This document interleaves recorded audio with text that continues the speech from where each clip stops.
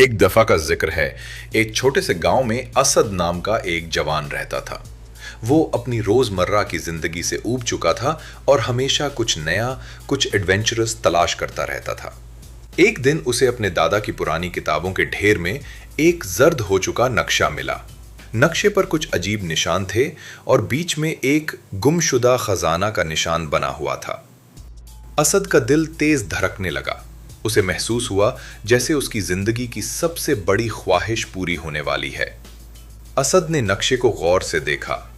वो नक्शा किसी पुराने जजीरे की तरफ इशारा कर रहा था, जो कि कई समंदरों और पहाड़ों के पार था। उसके दोस्तों ने उसे रोकने की कोशिश की।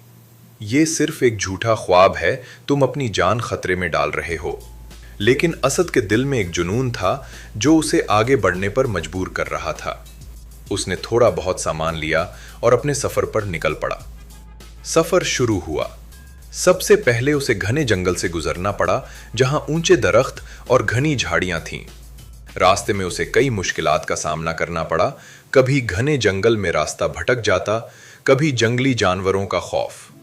लेकिन असद ने हिम्मत नहीं हारी।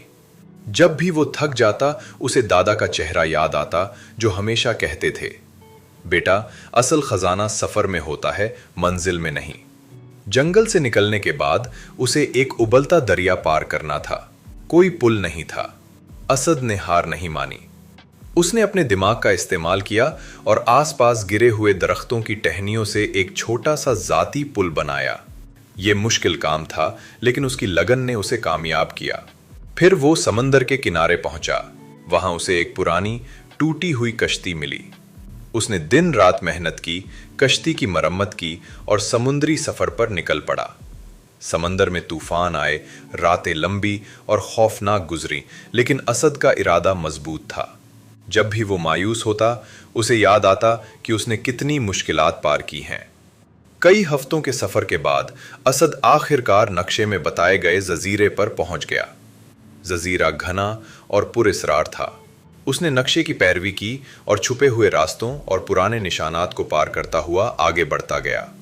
आखिरकार वो उस मकाम पर पहुंच गया जहां नक्शे में एक्स का निशान बना हुआ था। वहां उसे एक पुराना जंग आलूद संदूक मिला। असद ने जोश से संदूक खोला। उसकी आंखें हैरत से खुल गईं। संदूक में सोने, चंडी और जवाहरात नहीं थे, बल्कि उसमें कुछ पुरानी किताबें, एक कलम और एक डायरी थी।